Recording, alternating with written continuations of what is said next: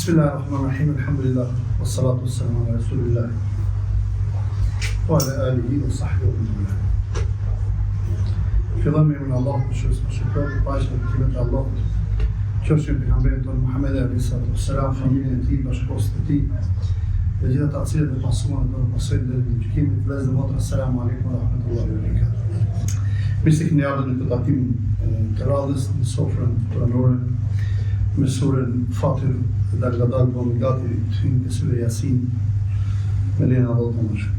Allah më dhëshë thotë Kur'an në surën Fatir të gajin 39 Huwa alladhi ja'alakum khala'ifa fil ardh faman kafara fa alayhi kufru wa la yazidu al-kafirina kufruhum inda rabbihim illa maqta wa la yazidu al-kafirina kufruhum illa khasara. Allah më dhëshë e sfidon njeriu qafir ose mohus, që ka mohuar në mundshëm.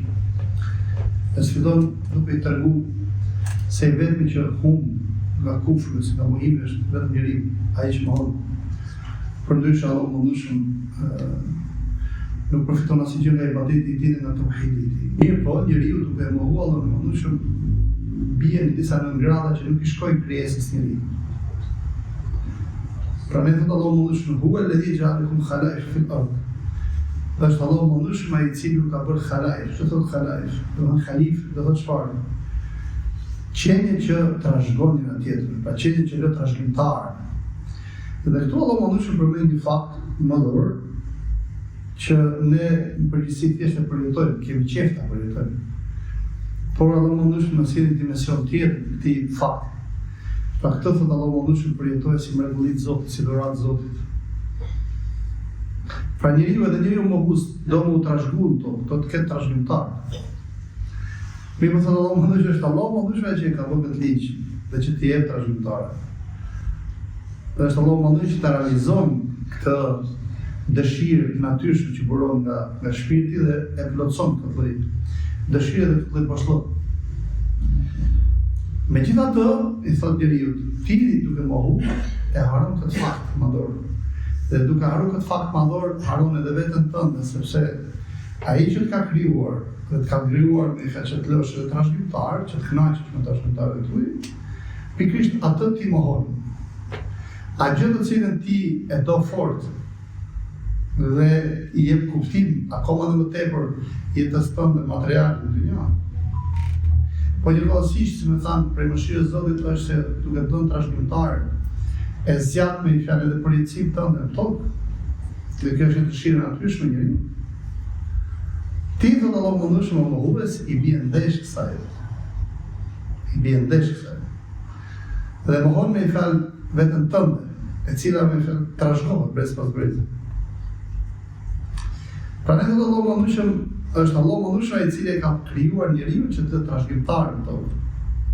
Djema po vajza, më shka po fejme, se dorat e Zotit e ditë. Faman kafara fa alayhi kufru, shoh.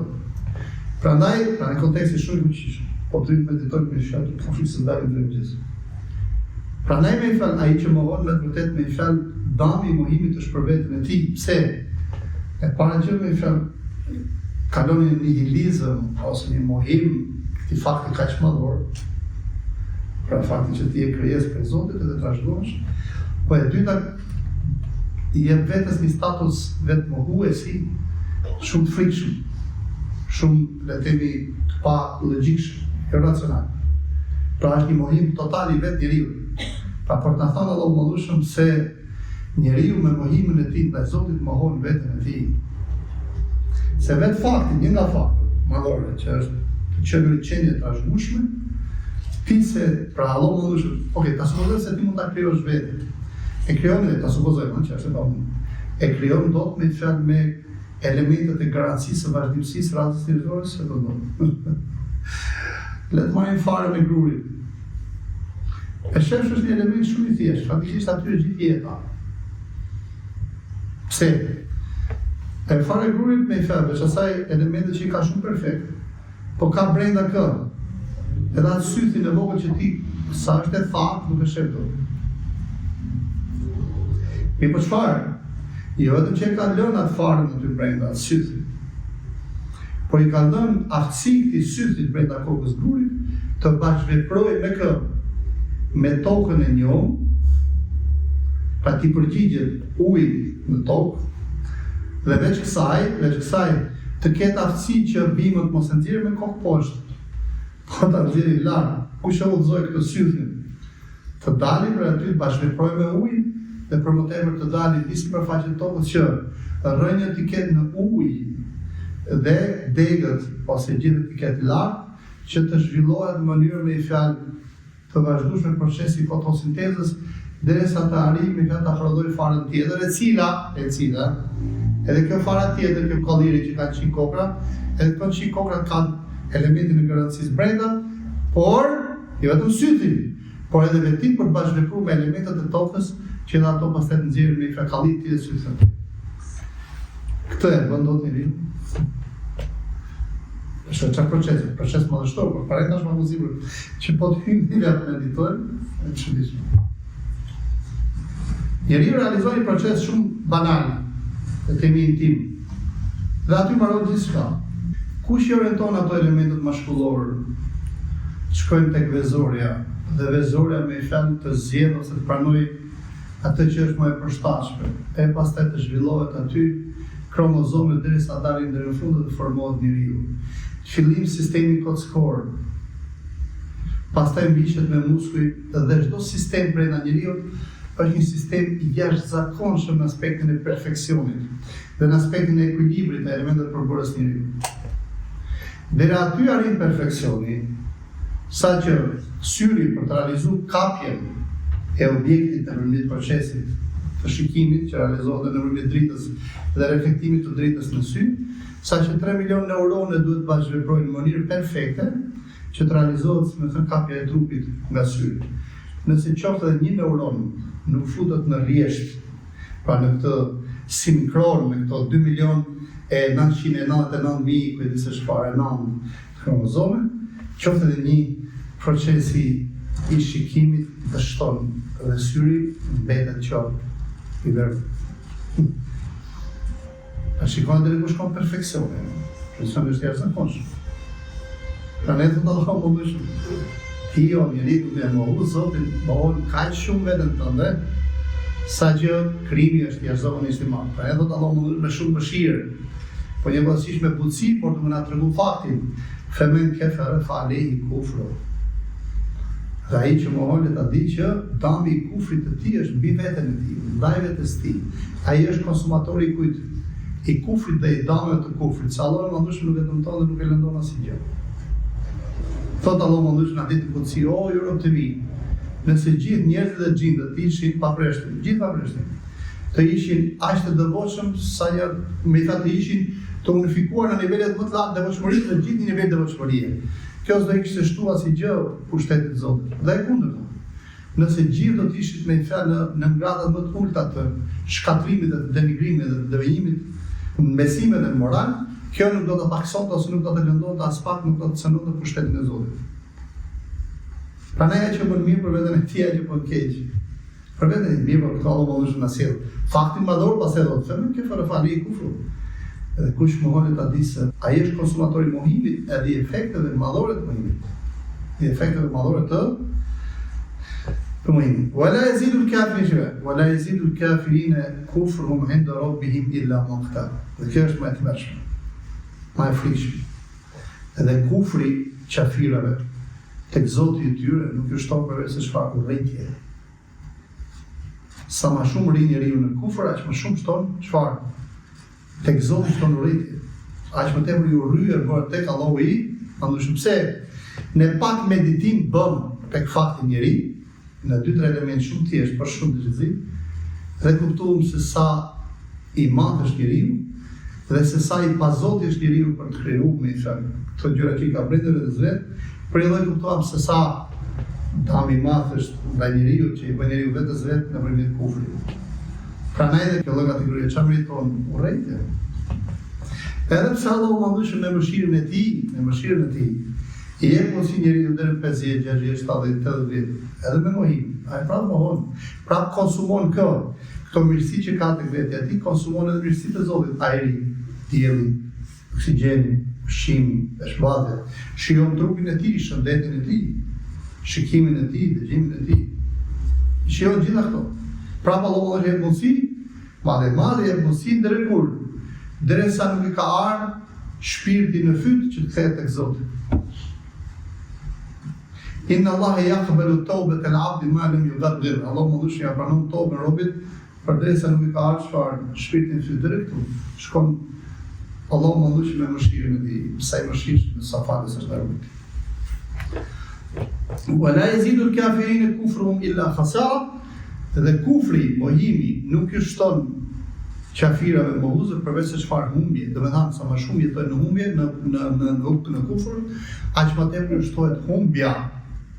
Aq më tepër shtohet humbja. Dhe në përgjithësi, ata që kanë jetuar një pjesë të jetës pa iman, pa besim, pastaj janë kthyer tek Zoti që në dynjë kanë kuptuar se sa shumë pas kanë humbur duke jetuar pa Zotin. Kanë humbur shumë duke jetuar pa Zotin.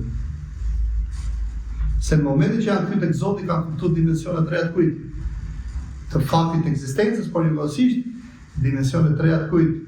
Të vërtetës vetë, vërtetës Zotit, vërtetës dynjas, të vërtetës botës tjetër dhe kanë privuar edhe tyre për kaq vite nga çfarë?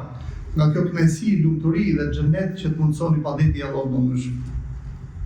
S'ka lumturi në dynja me fat që mund ta kryej materia, lumturi që ta mundson namazi, agjerimi, që ne sapo e mbyllëm. Me na dhanë milionat me ndru me I fat namazit dhe agjerimin. Me dynjan, me I fat kur nuk e pranojmë. Kur nuk e pranojmë. Kul ara'aytum, pastaj Allahu më dhush na sfidon me formë tjetër. Kul ara'aytum shuraka'akum alladhina tad'una min dunillah. Thot ato zotra që ju adhuroni dhe ja bëni shok Allahut më dhushëm. Aruni madha khalaqu min al-ardi. Thot çfarë prej tokës ata kanë krijuar. Që sa drejt për drejt komunikon Allahu më dhush me robët e tij, me ata që kanë bërë shokët e tij. Thot ata që ju më keni bërë shok dhe adhuroni veç meje, I bëni partner në adhurim. Më tregoni thot, a kanë krijuar diçka prej tokës? Çfarë sfide? Sfidë shumë. Pse njeriu nuk mund të krijojë shpikja, këtë çfarë teknologjia, gjithçka. Pra njeriu deri tash dhe kur nuk mund ta ketë, nuk mund bëj diçka nga hiçi. Atë duhet marrë diçka që është krijuar e fut bashkëprim edhe po edhe ligjet e funksionimit të këtyre gjërave që ai shpik ose inovon, janë ligje që ka krijuar Zoti. Kemi shpik për shembull telefonin. Çfarë kemi bërë duke shpik telefonin? Shpik me idemi metaforikisht, çfarë kemi bërë? Kemi marrë atë metalin shumë të çmuar që e marrim atë nga Afrika apo India, që I duhet I telefonit. Kemi marrë ca tela, kauçuk, hekur apo çelik. Dhe kemi fut në bashkëprim. Rrjetin le themi elektronik dhe çfarë kemi bërë? I kemi kompozuar, I kemi fut në punë, pra e kemi marrë këto elemente të tokës, I kemi fut bashkëprim dhe kemi bërë telefonin. Pyetja është ato valët nëpërmjet cilëve komunikojmë ne nëpërmjet telefonave, me telefonat. Ne I kemi krijuar. Ato Allahu I ka krijuar me fjalë miliona vite para se të krijohet njeriu. Se ne marrim telefonin, sa bukur. S'ka valë, ka shkon valë. Ato antena çfarë bëjnë vetë, nuk krijojnë valë. Ato thjesht I presin ato valë dhe I përcjellin kaq. Apo jo inxhinier. Thjesht I marrin ato valë dhe I përcjellin diku tjetër. Korrenti, ligji korrentit për shembull. Çfarë? Akoma nuk e shpjegojmë dot në ligjin e korrentit. Çfarë është korrenti? Pa çka I bën ato elektronët bashkëpunojnë me njëra tjetrën. Kush ka dhënë këtë vetim? Pra ne kemi krijuar elektronët aty janë. Thjesht bashkëpunojnë me njëra tjetrën dhe e sjellin rrymën tek ne. Apo jo, shpjegoj. Pra janë thotë Allahu më shumë thoni çfarë keni krijuar. Jo çka keni kompozuar. Çka keni krijuar prej tokës asgjë. Atëherë, si mund t'i bëni shok Allahu më shumë? Me shtë drejtë. Pra Allahu më gjithmonë I drejton, veç ai shkruaj puna ke tauhidi, vërtetimi I Zotit.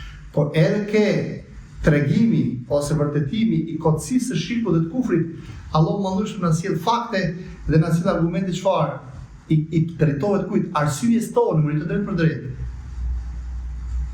I drejtohet arsyes tonë në mënyrë të drejtë për drejtë që të kuptojë njeriu për të heqë dorë. Pra, çka keni krijuar prej tokës? Asgjë. Em lahum shirkun fis samawat.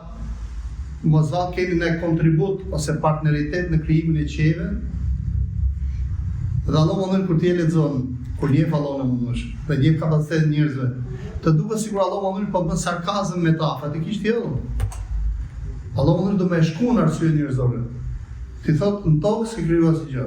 Po kur në tokë s'ke krijuar asgjë, në qiell a ke krijuar asgjë në qiell?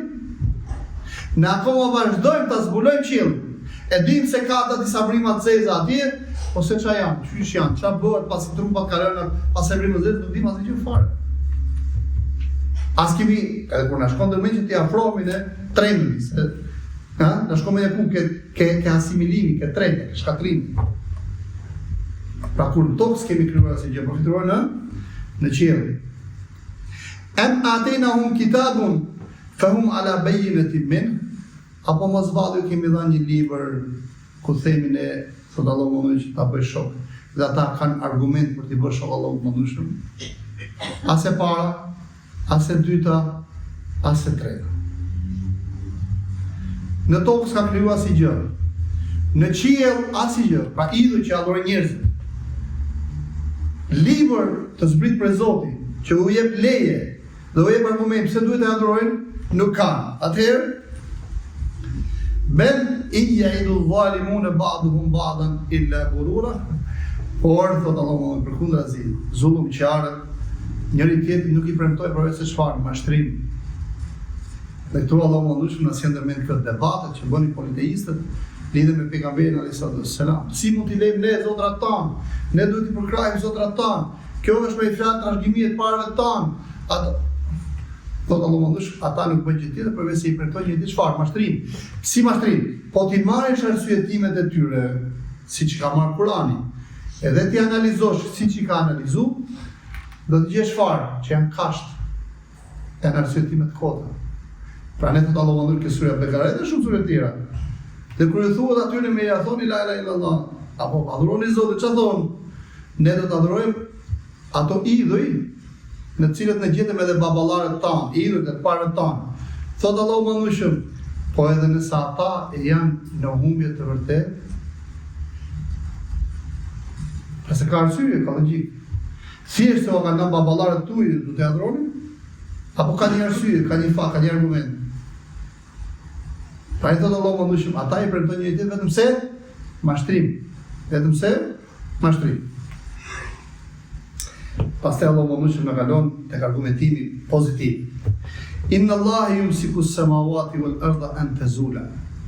Allahu më dhush është Allahu më dhush është ai i cili i mban yumsik, i mban qet edhe tokën që të shkunden ose të shkatrohen, ose të asimilohen, ose të bëhen inexistent. Pse na sjell këtë Allahu më dhush? Ne kemi lexuar Kur'an, Allahu i ka krijuar qiellin e tokën.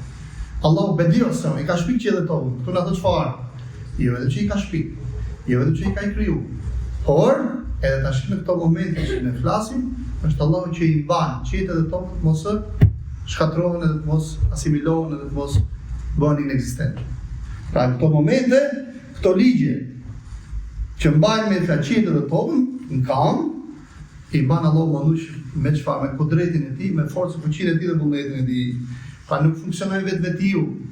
Pra ne kujdes Allahu më dhush nuk i ka dhënë vetvetishmëri ligjeve fizike. Është Allahu që i ka krijuar dhe është Allahu ai që i mban.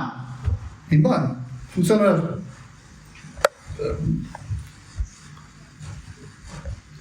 Pra ne, kur vjen puna këtë diskutimi, pejgamberi apo në hijret, a fani miraj me trup apo me shpirt, është nga diskutimet më kot, më absurd. Më absurd. Pse, po e përse arsyeja se ati ka kupton si ka shku njeriu, sepse distanca mes anës dhe diellit është kaq vite dritë. Po kur shka atje në hapësirë mbi qiellin e kujt di se çfarë, atje i bie me miliona vite. Por o Zoti, Allahu më dhush i mban qiellin dhe tokën mos shkatrohen, i mban qiellin dhe tokën që të mos shkapërderën, edhe mos zhduken. Allahu më dhush që i ka kriju dhe ligjet. Është ai që i jep njeriu dimensione të reja të tjera fizike. Dhe Allah më dhe me fuqinë e ti e merë pejgamberin, mrena i natë, e që mbi qëtën i shtatë, komunikon me të e si dhe pra në shtratë. Pse? Sepse hua Rabbul Alamin, zdo dhe gjithë botërë, është Allah më dhe zdo dhe gjithë botërë. A ne diskutimi me trojnë, shpis ka të tim farë s'ka të është një kotësi e madhe me fërë, edhe fodullëk ta diskutosh. Ose vjen për shkak kujt të kompleksitetit, të inferioritetit. Pra ne, sa e për hapët ky lloj diskutimi, ose i gjashme me ta, me njëherë duhet kalem ku? Njëve madhështinë e Zotit. Ta që njëve madhështinë e Zotit, ka shku kollaj të kuptojnë. Si ta një madhështinë e Zotit? Me në tokën qëllit e tokë, ke vete jotë, kuptosh sa i madhështinë e Zotit, që do thotë ai që i ka kryer këtë ligj është në gjendje që t'u jap formë të reja të ligjeve. Siç u ka dhënë. Siç u ka dhënë me Musajin alayhis se na e bëri adetin të çajt dysh. E krijoi Isain me nan baba, e tjera të mëra. وَلَيْنْ زَالَتَا إِنْ أَمْسَكَهُمَا مِنْ أَحَدٍ مِنْ بَعْدٍ. Thot nësa ato zhduken, pra Allah më nushëm, i le që zhduken. Kush mund t'i mbaj ato veç Allah më nushëm? A mban kush? I mban kush? Ne një meteor, kër e shofim, kometa Halley, nga fundi i viteve 90. O kiameti, do na bie kometa. Pra i komet, një trup që fluturon me si elektroni lirë në hapësirë, nëse ku në afrohet, se më të dhe i bie në kaq vite në afrohet, më njerë të merojnë, pse ku është teknologjia jonë për ta mbrojt vetëm nga i kometa, nga i kometa. Përfituron të pretendon njeriu që të mbajë qitë edhe tokën. Megjithatë, edhe pse na duket në absurd apo më shumë, do më na shkon arsye na thotë, po nëse unë do jap leje ose i çoj dhe i shkatroj imbaut ti, e imbaut. Qetë dhe tokën Allahu më thotë qetë i ka kriju dhe rrin kam ta shtylla. Kush i mban? Allahu më thotë. Allahu më thotë mban. Innehu kana Allah, innehu kana haliman ghafura. Allahu më është halim i butë, ghafur falës. Shile, në të kontekst, në thotë Allah më dhështë, pavarësisht se kufri dhe shirku që shumë për ju shërot të mi bëni, vetë është burim urrejtje për ju, me gjithë të më prapë mbetën sharë. Më shkrues, i butë, i dhimbësur me ju, edhe falës. Që do të momenti kur dikush e vendos me u kthy ke Zoti, të gjithë kufrin edhe shirkun edhe këtë budallëk të madh, këtë krim të madh që i ke bërë vetes sot Allahu më shumë në fal. Pse i jam i butë, i dhimbshëm edhe falës dhe mëshirës. Faleminderit për prezencën tuaj dhe për momentin Zoti ju shpërblet me të mirë. Selam aleikum wa rahmatullahi.